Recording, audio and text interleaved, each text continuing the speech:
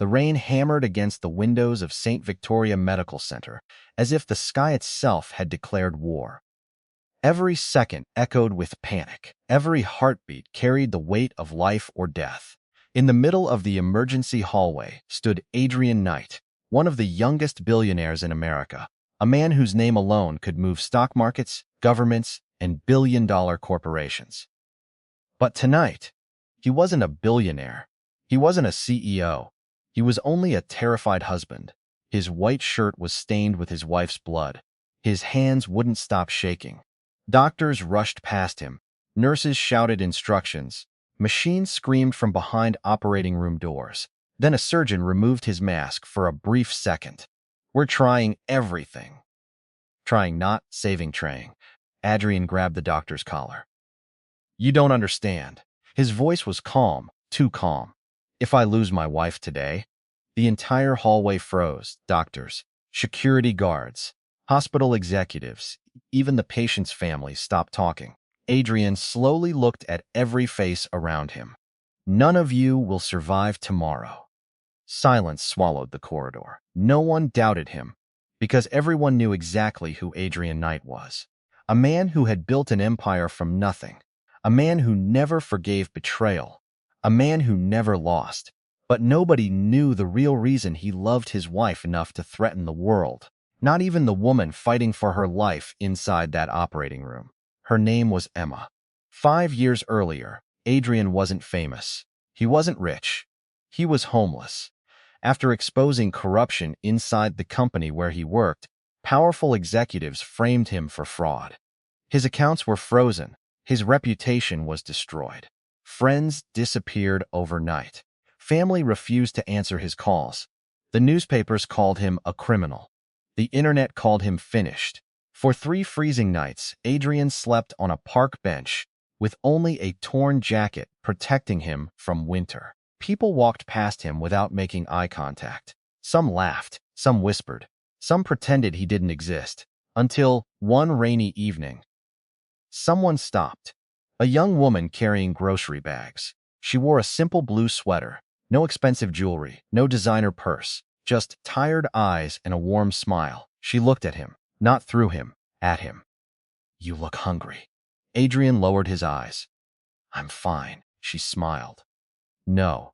She sat beside him. "You've forgotten what fine looks like." Without asking another question, she handed him her dinner. The only dinner she had. He refused. She insisted. He refused again. She simply opened the container and placed it into his hands.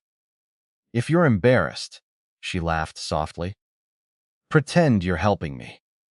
He frowned. "Helping you? I cooked too much." It was obvious she hadn't. The portions were tiny, barely enough for one person. But she smiled as though she truly believed her own lie. That was Emma. She never wanted kindness to feel like charity. Only friendship.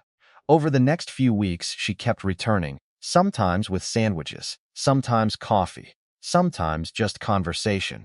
She never asked why he was homeless. She never searched his name online.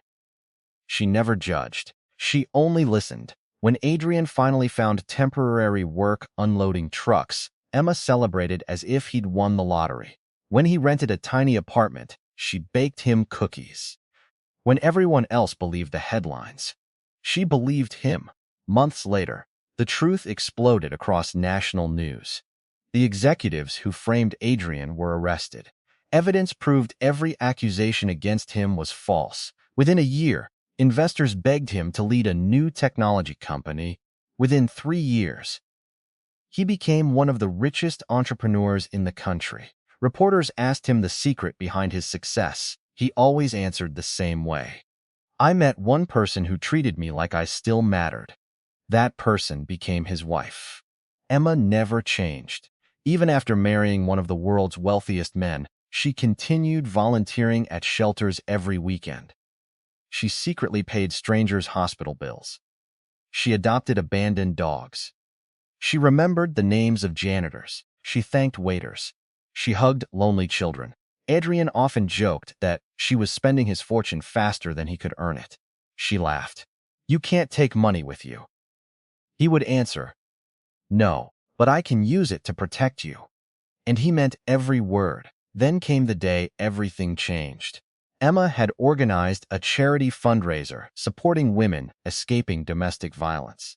One donor pledged $5 million. But another businessman hated Adrian. Years earlier, Adrian had exposed his illegal operations, costing him billions. His name was Victor Hale. He smiled for cameras. He donated to charities. He appeared respectable. Behind closed doors, he destroyed lives. Victor learned Emma would personally deliver emergency funds to one of the shelters. He saw an opportunity, not to steal money, to hurt Adrian. A truck driver received a mysterious payment. Traffic cameras malfunctioned. Security routes were leaked. Someone tampered with Emma's vehicle. She never had a chance. The brakes failed while crossing a bridge. Her SUV slammed into a concrete barrier. By the time paramedics arrived, she had already lost too much blood. Back in the hospital, Adrian finally discovered the accident wasn't an accident. His chief of security entered quietly. "We found evidence." He handed Adrian a tablet. Bank transfers, deleted phone calls, surveillance footage. Victor, every piece connected. Adrian stared silently. His face showed no anger. Only heartbreak. Sometimes heartbreak is far more dangerous than rage. The surgeon returned. "We're losing her." For the first time in decades, Adrian prayed, not for revenge, not for wealth, not for victory. Only for Emma. Hours passed. Every minute felt like another lifetime.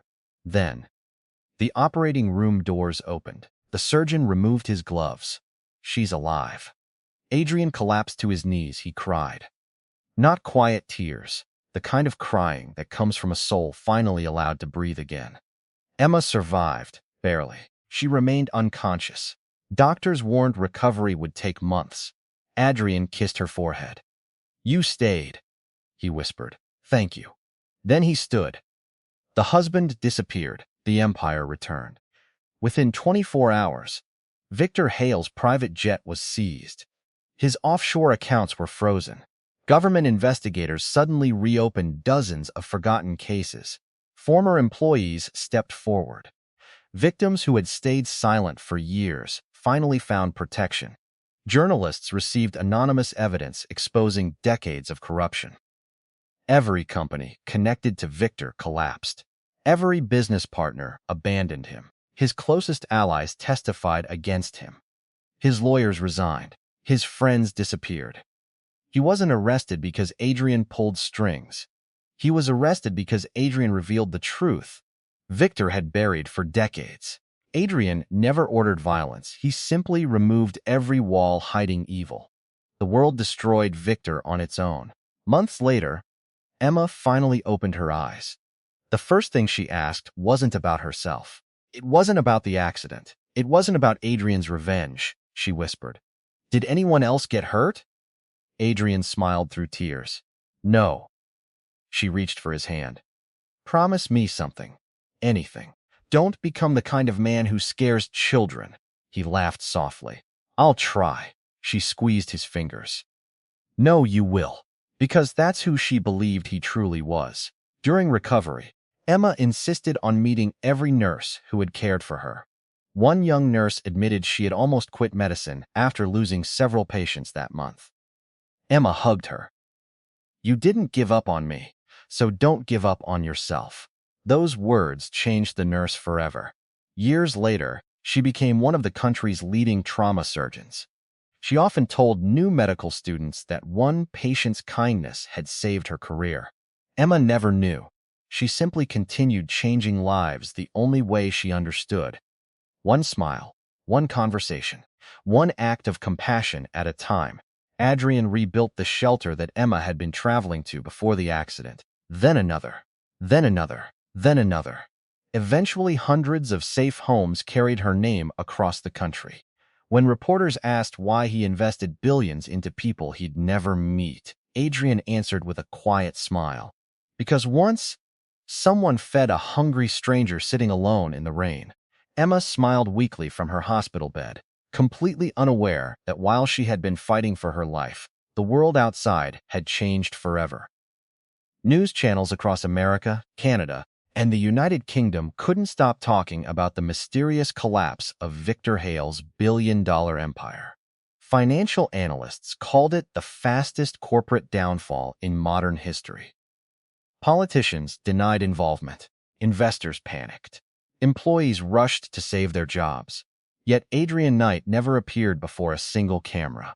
He remained beside Emma every day, reading her favorite novels, helping her relearn how to walk, and feeding her soup with the same patience she had once shown him when he had nothing. To everyone watching, he looked like the perfect husband. Only a handful of trusted people knew he had spent every night secretly uncovering every person who had participated in the attempt on Emma's life. The truck driver confessed. The mechanic confessed. The security officer who leaked her route confessed. One by one, every accomplice admitted they had accepted money because they believed no one would ever discover the truth. They had underestimated one thing. Adrian never stopped searching until every question had an answer. Weeks later, Emma finally returned home. Their mansion overlooked a peaceful lake surrounded by tall pine trees. But instead of feeling relieved, she noticed something different about Adrian. He smiled less. He slept less. Sometimes she woke in the middle of the night and found him standing alone on the balcony, staring into the darkness. One evening, she quietly walked behind him and wrapped her arms around his waist. "You're still carrying it," she whispered. Adrian didn't answer. She rested her head against his back. "You think if you had reached me sooner, none of this would have happened." His shoulders trembled. "I promised to protect you." "You did. I failed." Emma gently turned him around. "No, Adrian, evil failed because I survived." Tears filled his eyes again. Even after everything, Emma still chose hope over hatred. She always had. A month later, Emma insisted on returning to volunteer work despite doctors advising her to rest. Adrian refused immediately. "Absolutely not." She crossed her arms. "You can't lock me inside this house forever. Someone tried to kill you. Someone failed. They could try again." Emma smiled. "Then you'll worry forever and I'll stop living forever. Neither of us wins." Adrian sighed. He had negotiated billion-dollar deals with ruthless CEOs, defeated hostile takeovers, and outsmarted powerful politicians. Yet he could never win an argument with Emma when she used kindness instead of anger. Finally, he agreed, but only under one condition. His entire security team would accompany her. Emma rolled her eyes. "I'm going to a children's shelter, not a battlefield." Adrian smiled for the first time in weeks. "Same thing if you're my wife." The children welcomed Emma with handmade drawings and colorful balloons. They hugged her carefully, remembering she had been hurt. One little girl handed Emma a crumpled picture showing a princess holding hands with a knight wearing a black suit. "That's you and your husband," the girl said proudly. Emma laughed. "Which one is the princess?" "The tall one," the little girl answered confidently, pointing at Adrian. Every adult burst into laughter while Adrian pretended to be deeply offended. Emma hadn't laughed that hard since before the accident. Watching her happiness return made every sleepless night worthwhile. But happiness rarely remains uninterrupted. As Emma spoke with the children, Adrian's chief of security quietly approached. "Sir." Adrian noticed the serious expression immediately. "What happened?" "We caught someone watching the shelter from across the street." Adrian's eyes turned cold. "Who?" "A 17-year-old boy." Adrian frowned. "Bring him here." Moments later, the frightened teenager stood before him, shaking uncontrollably. His clothes were old. His shoes were torn. He looked hungry more than dangerous. Adrian questioned him calmly. "Why were you watching my wife?" The boy lowered his head. "I wasn't watching her." "Then who?" "You." Adrian narrowed his eyes. "Why?" The teenager slowly removed an old newspaper clipping from his backpack. It showed Adrian years earlier, sitting homeless on a park bench, before anyone knew his name. "I found this picture online," the boy whispered. "I thought, if someone like you could survive, maybe I still had a chance." Adrian's expression changed instantly. "What's your name?" "Noah." "Where are your parents?" Silence answered him. Emma stepped closer and gently held the boy's hand. "When did you last eat?" Noah hesitated before admitting, "Yesterday morning." Emma immediately led him inside and prepared food with the shelter staff. Adrian watched quietly as Noah devoured every bite, exactly the way Adrian himself had once eaten the meal Emma had offered him years ago. The memory struck him so hard that he had to look away. After Noah finished eating, Emma smiled. "You don't need to thank us." Noah's eyes filled with tears. "Everyone else tells me to leave," Emma replied softly. "Then they forgot what being human means." Adrian remained silent until they returned home that evening. During the drive, he stared out the window before finally speaking. "Do you know why you keep saving strangers?" Emma smiled without looking at him. "Because someone once saved one." Adrian reached across the console and held her hand. For the first time since the accident, the weight inside his heart felt lighter. He realized revenge had ended months ago. Now something else was beginning. Something Emma had been trying to teach him all along. He had spent his entire life building companies. Perhaps it was finally time to start rebuilding people. Adrian couldn't stop thinking about Noah. The boy's frightened eyes reminded him of the man he used to be, before Emma had found him sitting alone in the rain, with nothing left except his pride.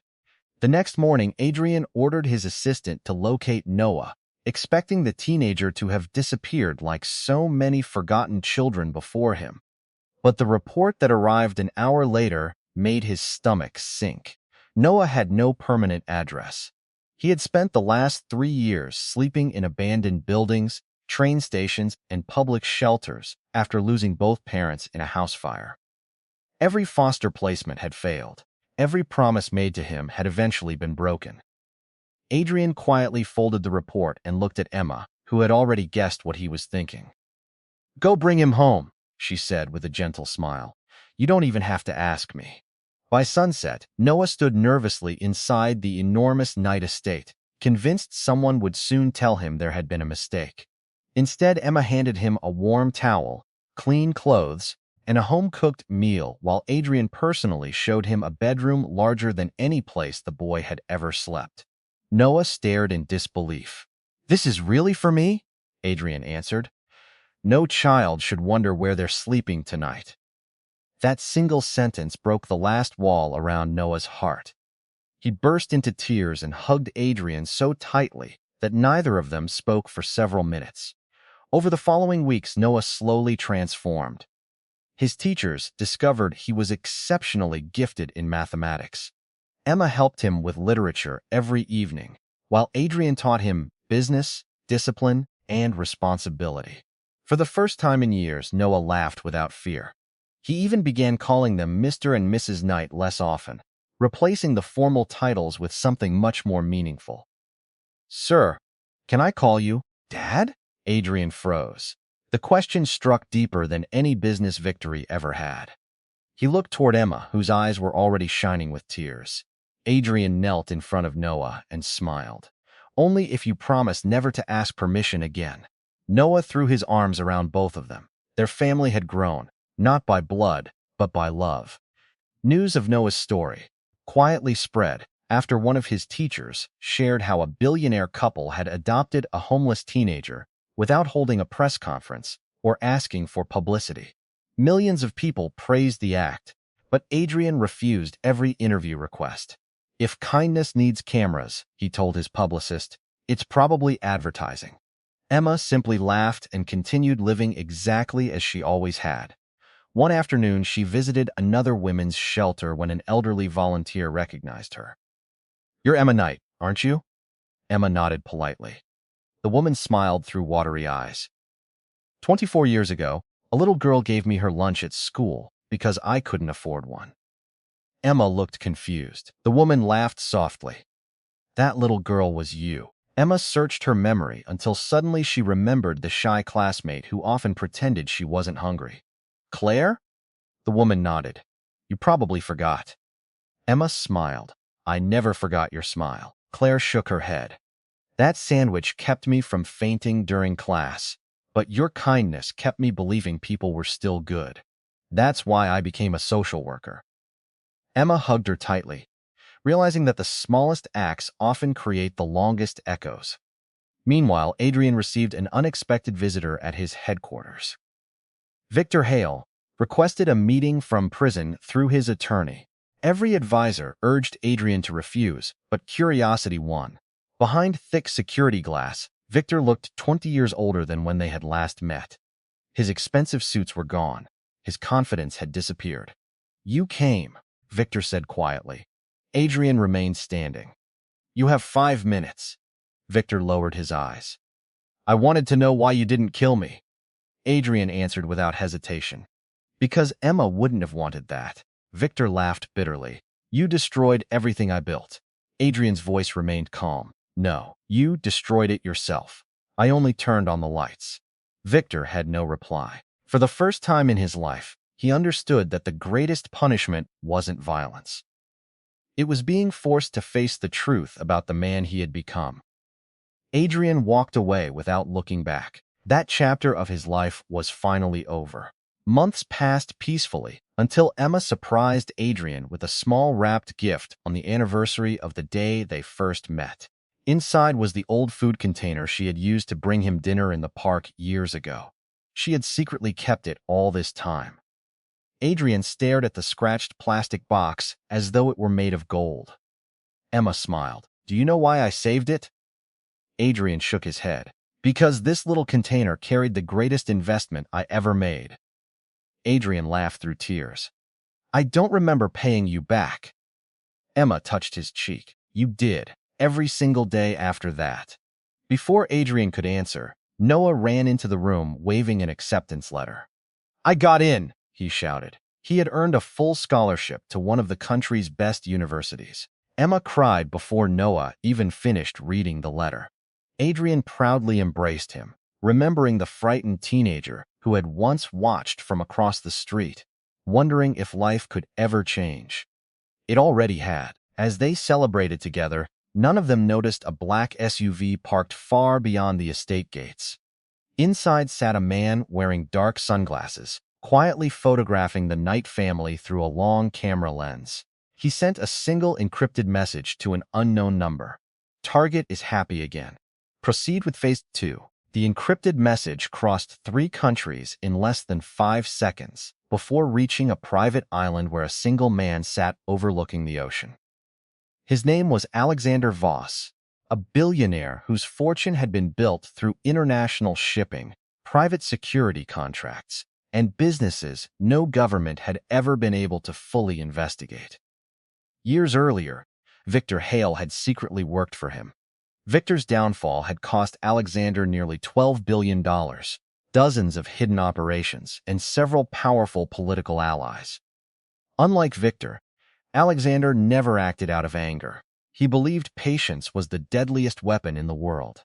He looked at the latest photographs of Adrian, Emma, and Noah laughing together in their garden and quietly smiled. A happy family always has the most to lose. Meanwhile, life at the Knight estate had never felt more peaceful. Noah prepared for college while Emma convinced Adrian to take his first real vacation in nearly 6 years. "Your companies survived before you," she teased. "They'll survive 2 weeks without you."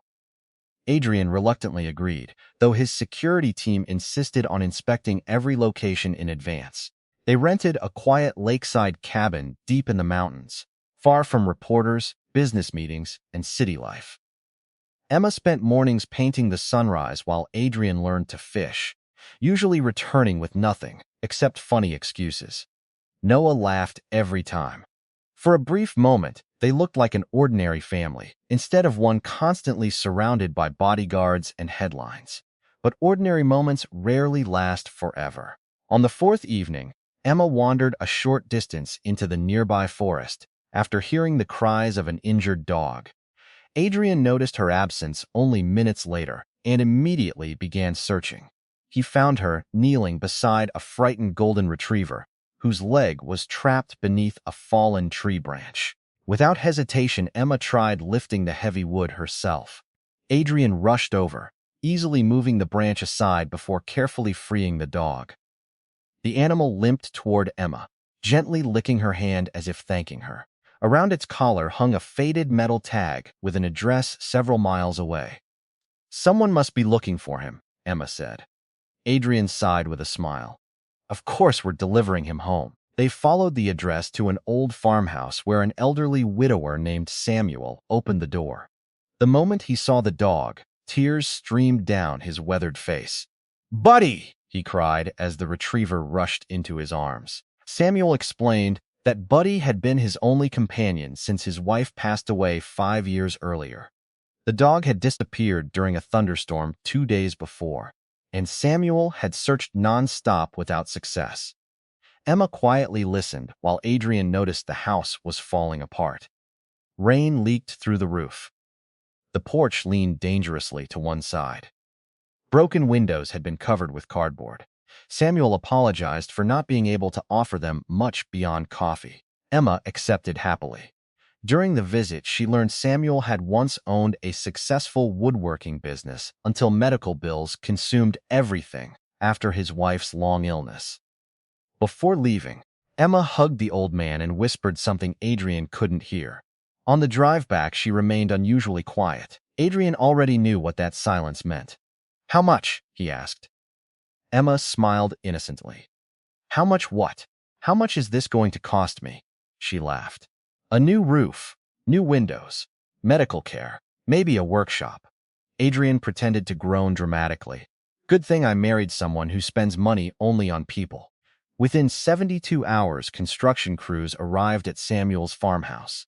They repaired the roof, rebuilt the porch, restored electricity, renovated the workshop, and even created a small online business selling Samuel's handcrafted furniture around the world. Orders flooded in faster than he could make them. Samuel never discovered who had paid for everything because Adrian made every donation anonymous. "If he thanks me," Adrian told Emma, "he'll stop thanking himself for surviving." Emma kissed his cheek. "You're finally learning." Back in New York, however, Alexander Voss received another report. His investigator had watched every move during the vacation. "Sir," the man said, "Mrs. Knight cannot ignore anyone in need." Alexander leaned back slowly. Exactly as expected.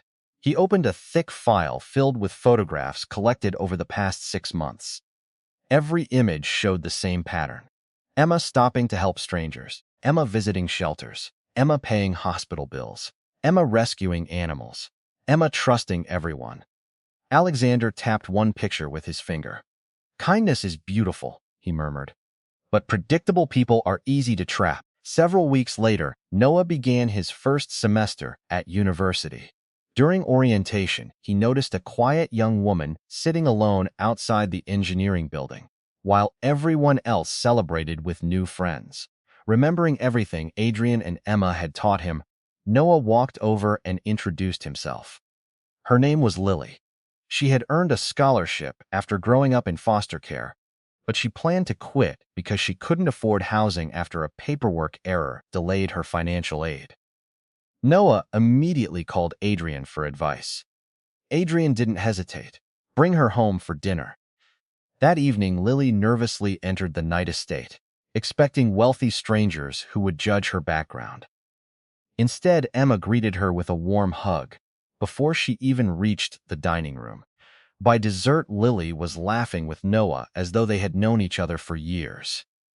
Adrian quietly watched from across the table, realizing Emma's kindness had already begun spreading through the people whose lives she had touched.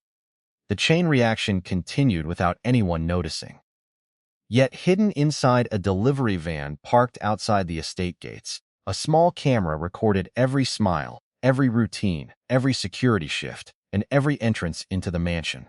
Hundreds of miles away, Alexander Voss watched the live feed with complete patience. "Soon," he whispered. "This time, Adrian won't have a chance to save her." As autumn painted the city in shades of gold and crimson, the Knight family settled into a rhythm that felt almost normal. Noah thrived at university. Lily became a frequent guest at the estate, and Emma launched a new foundation dedicated to helping families who had lost everything overnight, just as Adrian once had. She refused to put her own name on the buildings, insisting every shelter be named after hope instead of people. "Names fade," she often said. "Hope doesn't." Adrian admired that about her more than she would ever know. Every board meeting ended early because he wanted to have dinner with his family. Every business trip became shorter because home mattered more than another billion-dollar contract. His executives joked that marriage had made him soft. They had no idea that the strongest man in the room was the one who had finally learned what was worth protecting. But while the world saw peace, Alexander Voss saw opportunity. Months of surveillance had revealed one unbreakable truth. Emma trusted strangers without hesitation. She would stop for a crying child, help an injured animal, comfort an elderly person, or pull over for anyone who seemed lost. To Alexander, compassion was not a virtue. It was a weakness waiting to be exploited. He summoned 6 of the most skilled operatives in his organization. None of them knew his full identity, and none had ever failed a mission. A digital map of New York appeared on the screen behind him. "You are not hunting Adrian Knight," he said calmly. "You are hunting the only person capable of changing him." One of the operatives asked, "Do we eliminate the target?" Alexander's cold smile answered before his words did. "No. Death is quick. I want Adrian to experience something much more expensive. I want him to lose hope." The team silently accepted their assignments. Their operation began the very next morning. Meanwhile, Emma attended the grand opening of another community center. She spent hours talking with children, volunteers, and struggling parents instead of politicians or celebrities. Cameras repeatedly tried to photograph her, but she always stepped aside so the families would remain the focus. As the ceremony ended, a little boy suddenly ran toward the busy street, chasing a bright red balloon.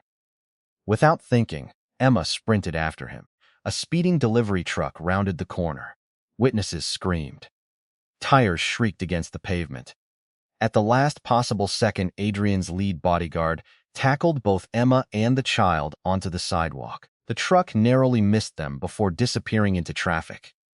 Emma held the frightened boy tightly until his mother arrived in tears. Everyone called it an accident. Adrian didn't. Security footage revealed the truck's license plates were fake. The driver vanished before police arrived. Adrian ordered an immediate investigation. Within hours, another unsettling discovery emerged. 3 different security cameras covering that intersection had mysteriously stopped recording exactly 40 seconds before the incident. Coincidence no longer existed. Adrian doubled Emma's security despite her protests. "You're treating me like I'm made of glass," she complained. Adrian answered quietly, "Glass breaks.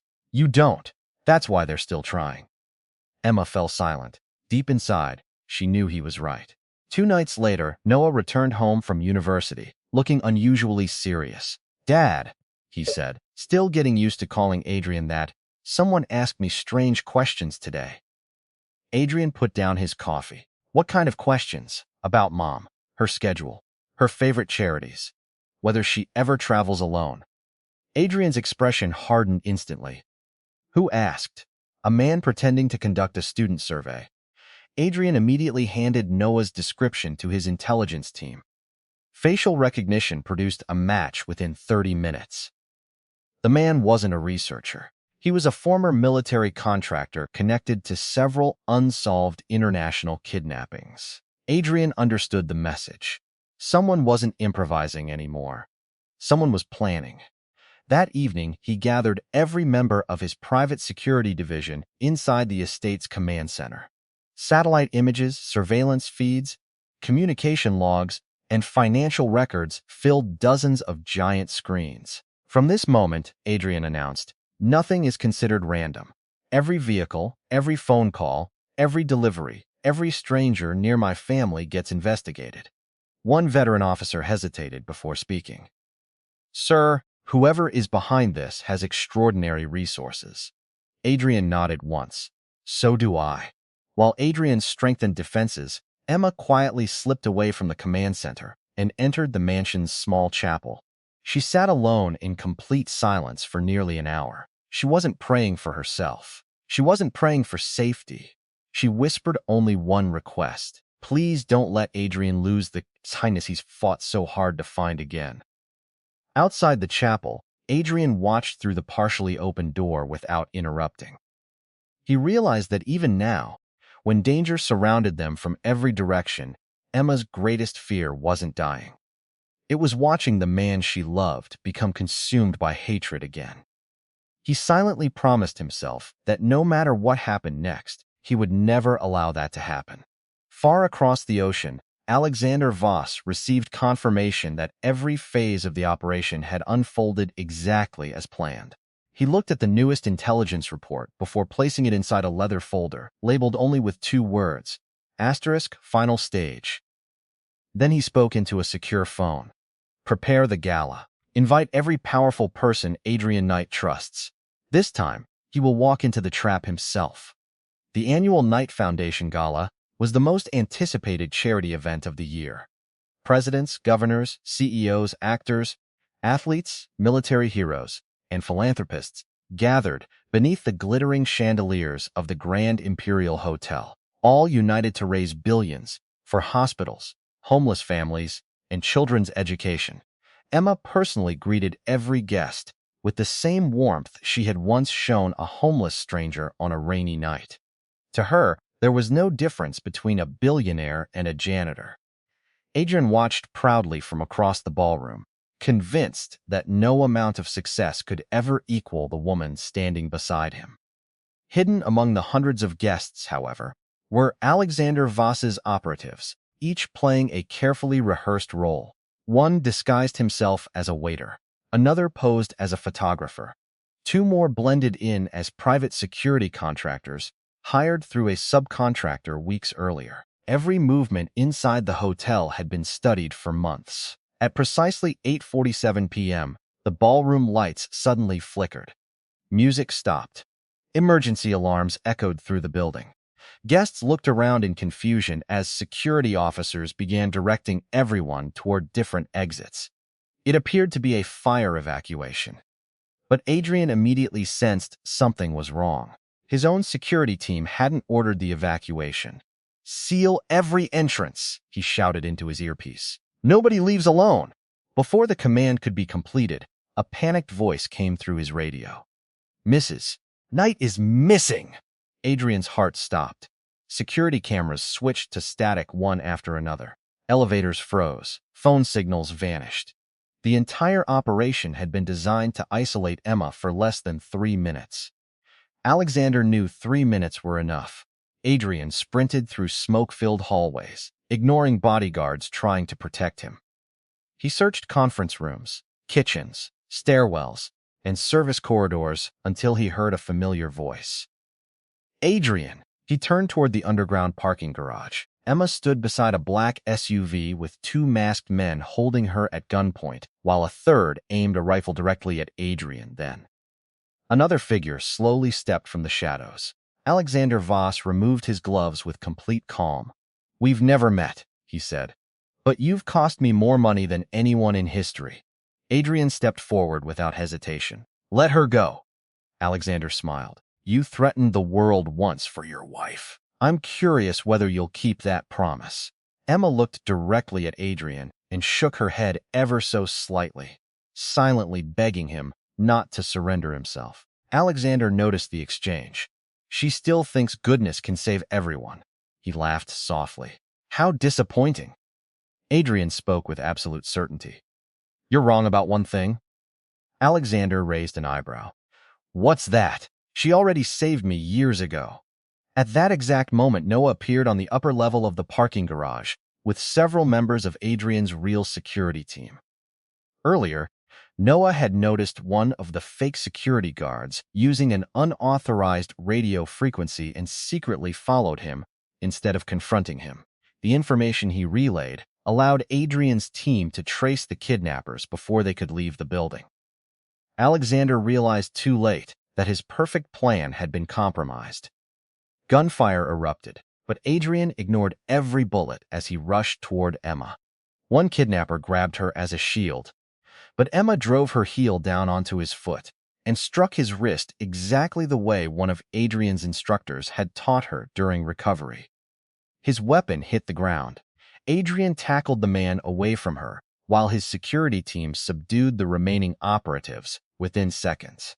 Alexander attempted to escape through a maintenance tunnel only to find every exit surrounded by federal agents. During the previous weeks, Adrian had quietly shared all the intelligence his investigators collected with international authorities instead of acting alone. Alexander stared at Adrian with disbelief. "You involved the law?" Adrian answered calmly. "That's the difference between us. You believed power meant standing above justice. I believe real power is making sure justice reaches everyone." Handcuffs clicked around Alexander's wrists. As he was led away, he glanced at Emma one final time. "Your kindness ruined everything." Emma smiled gently. "No, your choices did." Months later, the trials concluded. Alexander Voss and every surviving member of his organization received life sentences after victims from around the world finally came forward with evidence that had remained buried for decades. The fortune Alexander had hidden through shell companies was seized and redirected into compensation funds, hospitals, schools, and shelters for families affected by his crimes. Adrian declined every opportunity to take personal credit. "The heroes," he told reporters, "are the people who found the courage to tell the truth." Life slowly returned to normal. Noah graduated at the top of his class as an engineer and later accepted a leadership role in one of Adrian's companies, where he created scholarship programs for students who had grown up in foster care. Lily became a successful attorney dedicated to protecting abused children, saying she wanted to give others the second chance she had been given. Samuel's woodworking business expanded into an international brand employing veterans, widows, and people rebuilding their lives after hardship. The young nurse Emma had encouraged years earlier became the director of one of the nation's leading trauma centers, saving thousands of lives every year. Claire's network of community centers spread across 3 countries, helping countless families escape poverty.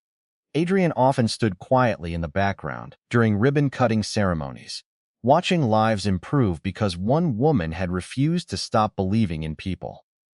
One rainy evening, many years after the night that had changed everything, Adrian asked Emma to walk with him through the same city park where she had first offered a meal to a broken stranger. The old bench was still there. So was the soft sound of rain falling through the trees. Adrian carried a small lunch container in his hands, the same worn plastic container Emma had given him all those years ago. They sat together in silence until they noticed another young man sitting alone, several benches away, soaked by the rain, staring hopelessly at the ground. Emma smiled knowingly and reached for the container. Adrian gently stopped her. "This time," he whispered, "let me." He walked over, sat beside the stranger exactly as Emma once had beside him, and held out the warm meal with a quiet smile. "You look hungry." The young man tried to refuse, embarrassed. Adrian simply laughed. "If you're embarrassed, pretend you're helping me. I brought too much food." Emma watched from across the park with tears in her eyes, because she recognized every word. The circle that had begun with one simple act of kindness had finally come back to where it started, proving that compassion never truly ends. It simply finds a new pair of hands to carry it forward. Like, subscribe, and support my channel. I really need your support. If you enjoy my video, please share it and leave your feedback in the comments.